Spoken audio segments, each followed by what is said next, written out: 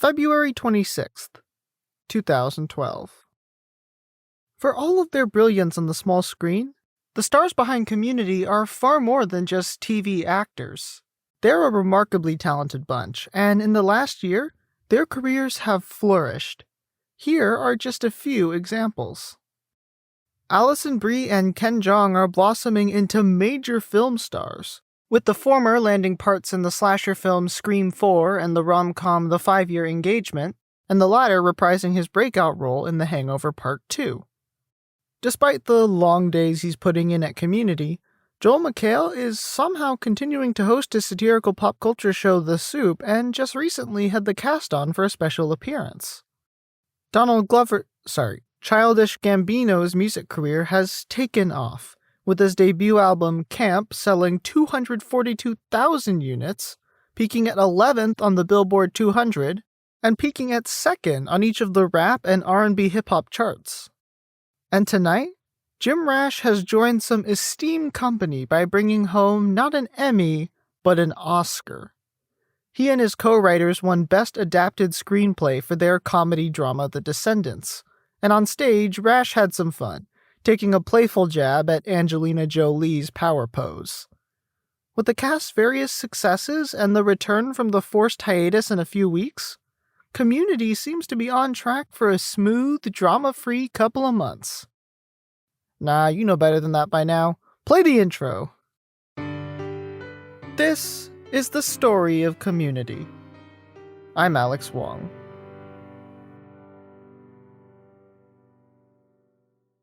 March 31st, 2012. Community's come out swinging in the first 2 weeks back from its unforeseen intermission. It scored a syndication deal with Comedy Central, as well as ratings of 2.2 and 1.7, providing a couple of smidges of optimism in the show's constant battle for renewal. But of course, that good news means that bad news must be on the horizon, and as surely as the sun rises, here it comes, though this time from within. Because as chummy as everyone seems to be all the time on the Community set, the show was built around two extremely volatile personalities. Dan Harmon has never been a perfect co-worker. He already lost his spot on one show from internal disagreements, the Sarah Silverman program. That was 6 years ago, and he now admits he was inexperienced and oversensitive at the time. But in the present day, his passion for Community has driven him to many of the same tendencies, from anger to dismissiveness to day drinking. As writer Megan Gans explains, quote, "He cares about his work in a way that he doesn't necessarily care about other people," end quote.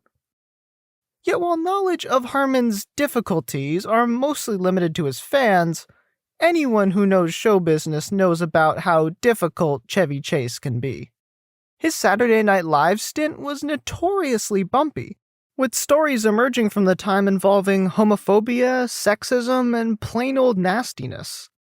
Given that he's made little effort to assuage his poor reputation over the decades, Community's casting directors knew exactly what they were getting when they hired him. A huge name with a hugely choleric temperament. Though, actually, over the last few years, neither characteristic has been especially newsworthy. While his character has often been vilified and ostracized, he's shown a real affinity for his castmates, and any questionable behavior or comments have, for the most part, been acknowledged and dismissed as Chevy being Chevy. That is, until today, when the powder keg finally exploded. Or rather, news of the powder keg's explosion finally reached the press, leaked first on Reddit and subsequently corroborated by Deadline's Nelly Andreeva. The story is as follows. Last month, on the final day of shooting, Chase refused to film a scene and walked off set. Harmon fired back during the Season 3 wrap party, giving an uncensored F you Chevy speech in front of the cast and crew, including Chase's wife and daughter. Harmon then attempted to get the others to join him in yelling profanities, purportedly drawing much disapproval. Chase responded by storming off and leaving an angry voicemail, itself very profane. And finally, at his monthly comedy show and personal soapbox, Harmontown, Harmon played said voicemail in front of over 100 attendees, and an audio recording of the incident soon made its way onto the internet. Put bluntly, it's an all-around train wreck. Quickly, the news sends shockwaves throughout the community. Sure, everyone knew there was tension behind the scenes, but even if they expected someone to break, no one could have foreseen anything this public. And although over the next week Harmon writes a lengthy apology and Chase assures the public that they've since made up, the whole commotion leaves a sour taste in many mouths and sends a reminder that it's not all blanket forts and pillow fights on the community set. May 11th, 2012. Fans of NBC comedies are surely not the faint of heart. With none of the network's 8 primetime sitcoms getting early renewals, as Community had earned the previous 2 years, almost every fan base was on the edge of their seat as the calendar turned from March to April to May. But now, the vast majority of them can breathe again, with 6 renewals announced over the last 2 days. The Office, Parks and Recreation, Whitney, Up All Night, 30 Rock, and Community. For Community, though, there is a price to pay for its lack of mainstream success. The order is for 13 episodes instead of 22, placing the show in a predicament it hasn't faced since Season 1, having to earn a back 9 for a full season. It's an unsurprising decision given NBC's desire to find and make room for the next big hit. And Community isn't even the most notable short order. That honor is reserved for Tina Fey's 30 Rock, whose 7th and final season will be an abbreviated one. But it appears that, barring a drastic ratings increase, we'll be spending a little less time at Greendale during the gang's senior year. And NBC's announcements at the upfronts a few days later make that a near certainty. In the fall, instead of airing alongside its spiritual siblings on the historic home of primetime comedy, Community will be paired with Whitney, just about the opposite of a critical darling. And the two will air in the Friday night death slot. There are historical reasons that Friday nights are one of the worst places to be for television shows, but you can almost make the deduction without knowing anything about television's past. The people that make up advertisers' most coveted demographic, ages 18 to 49, are not very likely to spend the opening hours of their weekend cooped up watching TV. And this fact is so well known that when he made the announcement of Community and Whitney's move, NBC Entertainment Chairman Bob Greenblatt felt the need to clarify, quote, "There was no intention to extend those shows to the graveyard on Friday," end quote. And despite the optics of the situation, that could very well be true, at least for Community. Despite the strong return, the 3rd season ended with a return to miserable form in viewership, with the finale pulling just a 1.3 rating and less than 3 million total viewers. Meanwhile, The Big Bang Theory has continued to thrive on Thursdays at 8 o'clock, improving its season average rating by 1.2 points and actually beating American Idol in share. So by leaving the time slot, for the first time in 3 years, Community will not be in a brutal competition with some of the strongest shows on the air. But the problem is that any possible gains in that arena will probably be wiped out by the perils of Friday. The primary reason Community may survive this move can be attributed to another of Greenblatt's comments, quote, "Community tends to survive wherever it goes," end quote. While this is the ultimate test of that proposition, putting the show in a week block on the worst day of the week, there's a chance it will hold true, giving NBC a critically acclaimed show on a night with little else to talk about. Those are all conditionals, but for a network with a bleak comedy future, conditionals are going to have to be the way to go. For the Community faithful, however, there's an even more pressing concern.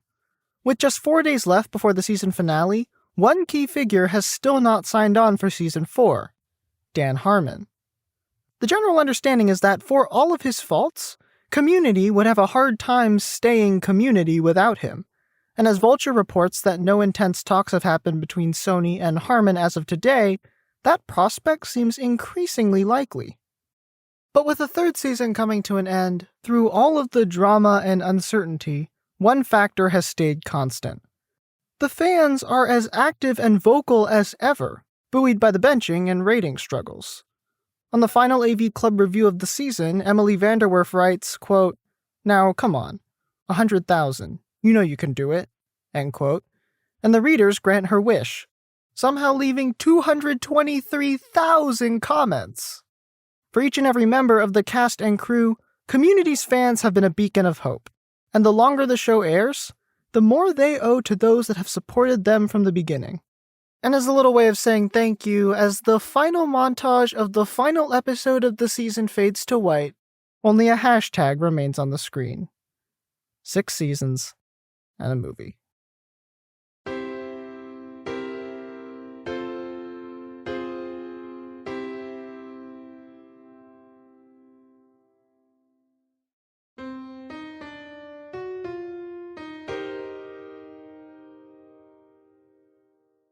May 18th, 2012. 24 hours. That's how long Community fans have had to celebrate the completion of another season. That's how long they've had to look toward the future and dream about the possibilities of Season 4.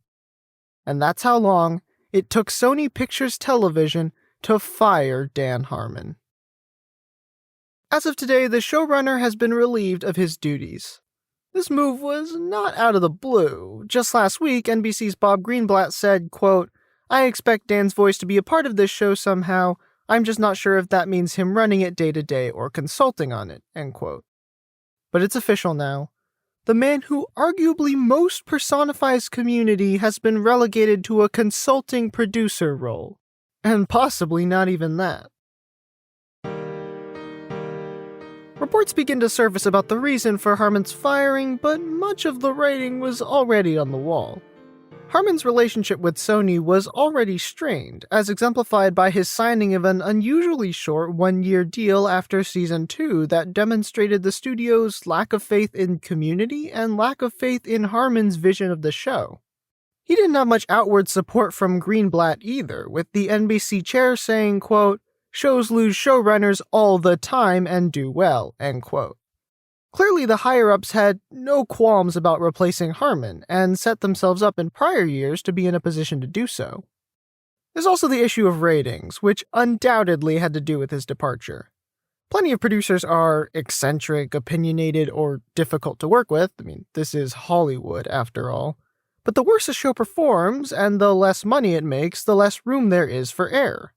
Though it seems to contradict the move to Fridays, the change at showrunner could be a sign that NBC is still trying to turn Community into a serviceable half-hour, and Harmon's version had demonstrated a clear inability to garner mass appeal.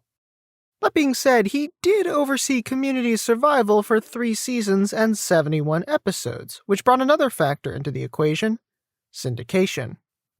The show had already inked a deal with Comedy Central, which will begin airing reruns in 2013. But syndication deals are linked to the number of available episodes, and if Sony believed Dan Harmon's Community could only last one more season, the potential loss of syndication profits would definitely be a consideration in making the change. So the impetus for Harmon's firing was probably a combination of these issues, and in hindsight, with Community's general fortunes, this almost looked inevitable. The day of Harmon's departure also comes with the arrival of his replacements, David Garasio and Moses Port. It's an outside hire. They're making their way over from a consulting gig on the Sony ABC sitcom Happy Endings. Though they've never worked with Community, the duo has plenty of television experience. Notably, they spent a few seasons as executive producers on a turn-of-the-century NBC comedy, Just Shoot Me. Most recently, they've been working in development, bringing 9 series from script to pilot and 1 from pilot to air, 2007's Aliens in America. On paper, Port and Garasio check off what appear to be NBC and Sony's boxes. Just Shoot Me ran for 7 seasons, and they were EPs on seasons 5 and 6. So as TV veterans with experience on a long-running show, they're ideal candidates to carry Community into syndication. They also don't carry the baggage that came with Harmon, and the executives at NBC are surely looking forward to having some less confrontational coworkers. But the priorities of the executives and the priorities of the fans couldn't be more different. Right away, virtually everyone asked the same question: will the new showrunners get Community? Will they strike the balance between absurd adventure and enchanting heart that define the first 3 seasons? Will they fit in with the tight-knit group of writers, producers, and actors once they get to set?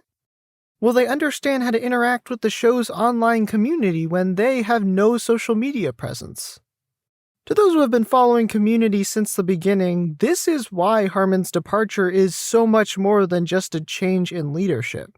It could be a fundamental alteration to the DNA of the show, and while Portengrazio could prove everyone wrong and oversee a great season, or more, the fans will be watching with a critical eye. Just a day after his release, Dan Harmon delivers his 2 cents on the matter on his blog Dan Harmon Poops. Immediately, he sets the record straight. Sony has made no contact with him since the Season 4 pickup. Bob Greenblatt has never called him about his firing, about a reduced role in the show, or about anything else. Of Portengrazio, he, quote, has it on good authority they're quite nice, end quote. Then he offers some more subjective but informed analysis. The consulting producer role he's been allegedly offered is standard for his situation, quote, guys like me can't actually just be shot and left in a ditch by Skynet, end quote.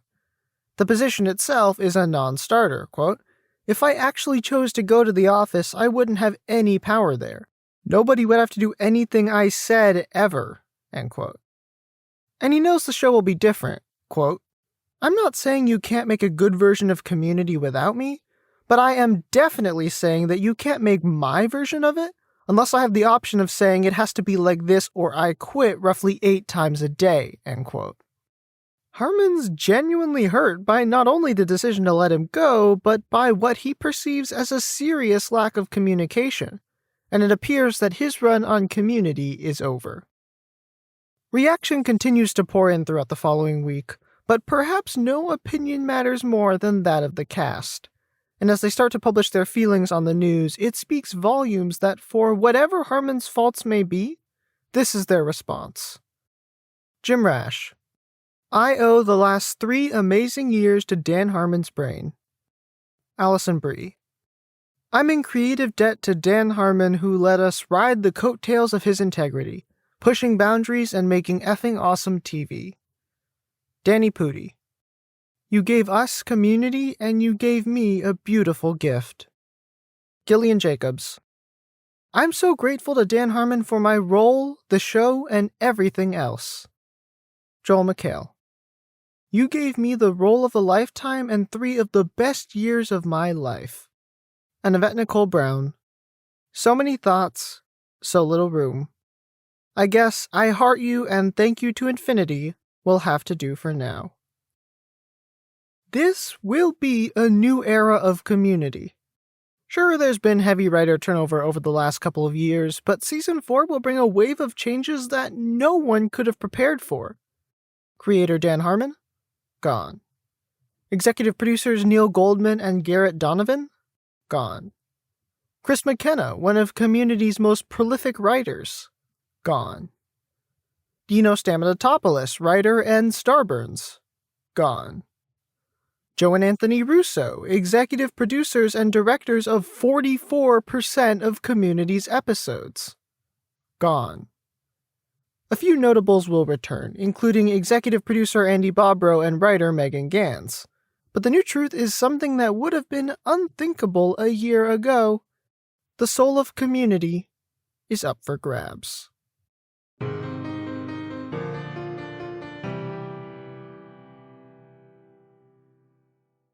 July 13th, 2012. For the 3rd consecutive year, Community is at Comic-Con, and for the 3rd consecutive year, legions of fans have made the trip down. The response has been so overwhelming, in fact, that the panel has been moved from its home the last 2 years, the Indigo Ballroom, to the 5,000-seat Ballroom 20. And though the venue has changed, the enthusiasm hasn't, with the crowd in attendance going bananas for each of the 10 human beings that make their way onto the stage. It's a familiar scene, but of course there's an elephantine cloud looming over the otherwise carefree occasion. From the start, the focus is on 2 men, Moses Port and David Garasio. The new showrunners have a gargantuan task ahead of them, and they do their best to reassure the masses that the quirky comedy they love so much is not going anywhere. Seemingly there to support that notion are Megan Gans and Andy Bobrow, two vets who will surely be a part of the onboarding process. Everyone acknowledges it's going to be different next season, but there's clearly no animosity toward Port and Garasio. Speaking to reporters, unofficial cast spokesman Joel McHale offers up this analogy, quote, "It's like having a pool of chlorine switched to salt water. It's still water," end quote. Shooting on Season 4 starts a month from today, and there are mountains of uncertainty, maybe the most there has ever been in the show's 3-year run. No one knows what this new community is going to look like. But fans have one promise to latch onto from Comic-Con 2012, courtesy of Moses Port. We're not gonna screw it up.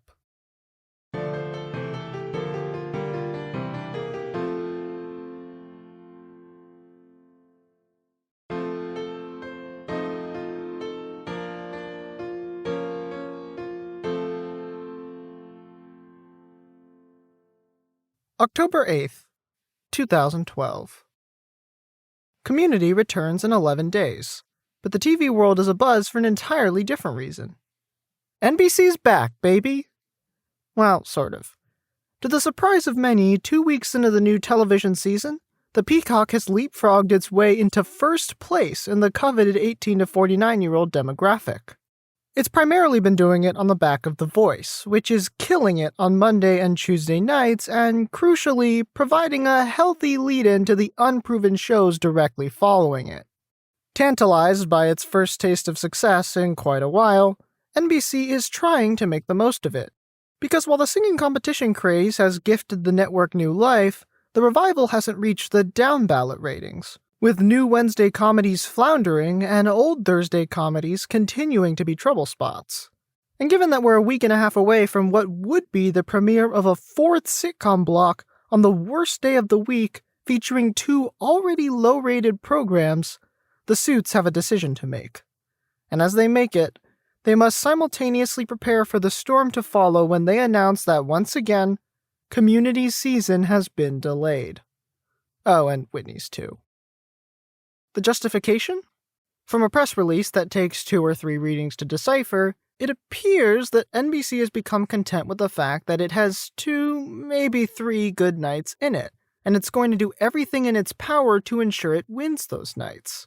Instead of spreading out its promotion trying to jumpstart a Dead Friday selection, it will laser focus on Monday through Wednesday, hoping to capitalize on a great start. In an intriguing choice of words, the network will put Community and Whitney in its back pocket, ready to unveil when the moment's right. In other words, when it decides which of its struggling shows to relegate or cancel. But for the second time in 2 years, we'll have to wait longer than expected for more Community.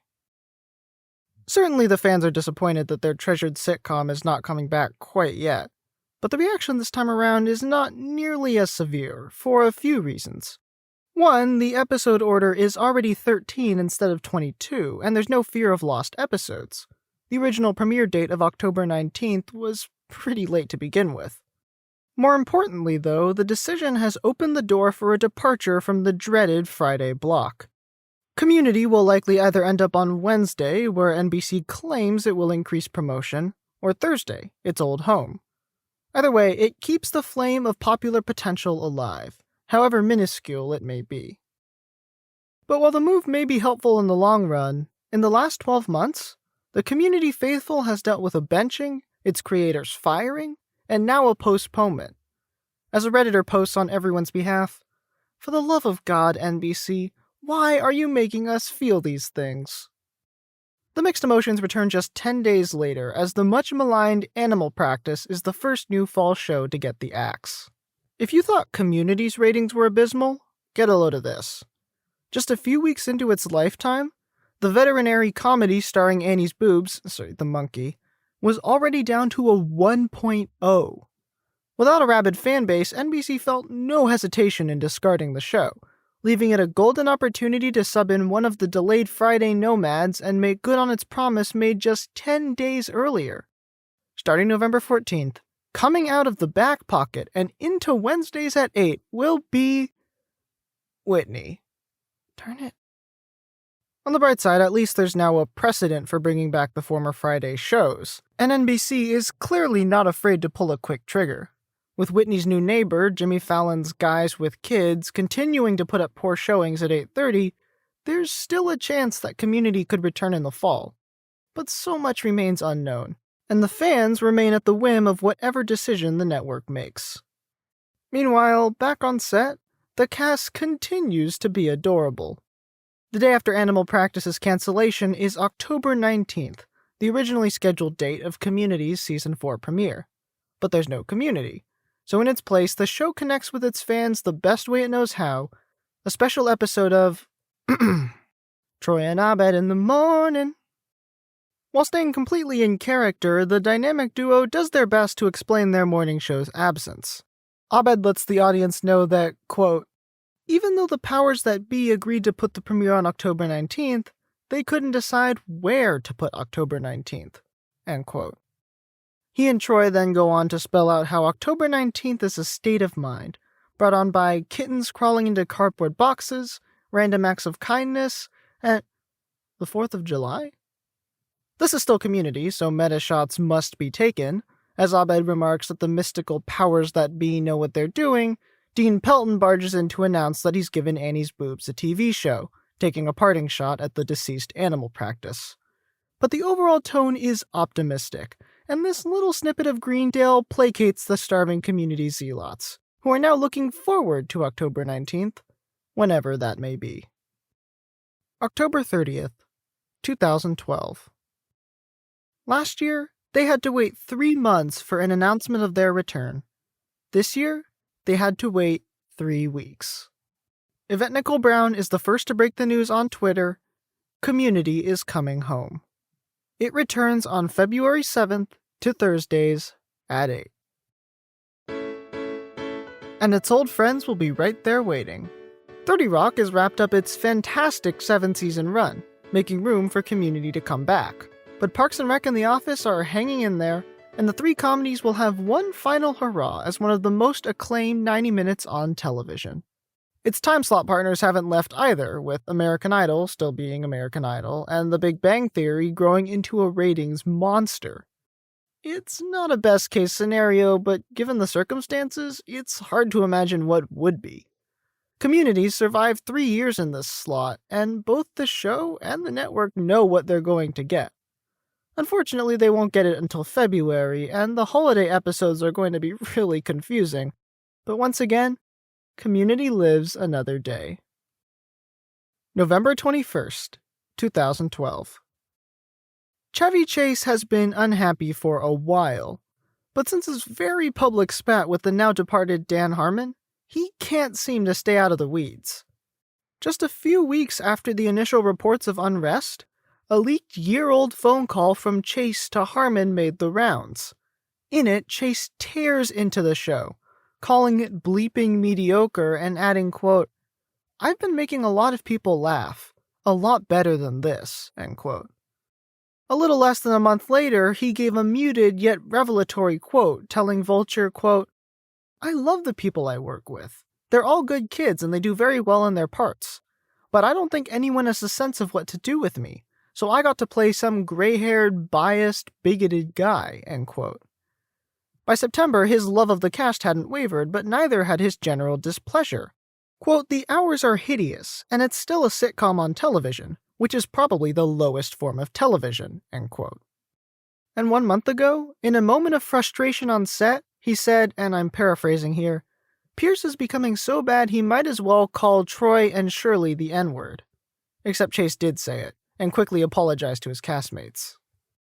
Finally, with only 1 or 2 episodes left to shoot in Season 4, the water has boiled over.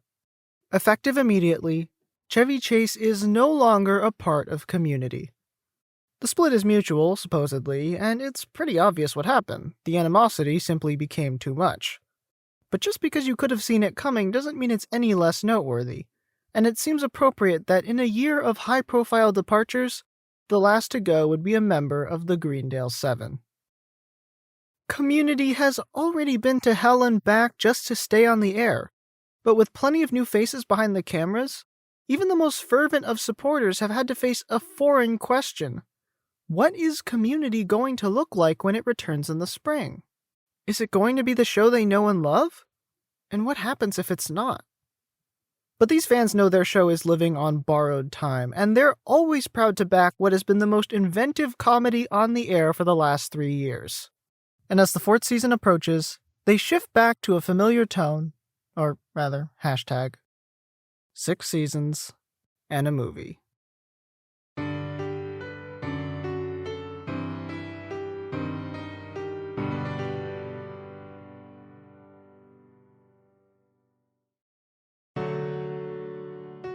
Thank you for listening to The Story of Community. Don't forget to rate, review, and subscribe wherever you listen to podcasts. If you're binging along, listen to the next episode after watching Season 4 of the show. To watch the podcast after show, the epilogue, featuring myself and other Community podcasters, along with the articles, interviews, and other sources referenced in this episode and a complete transcript, visit bit.ly/thestoryofcommunity.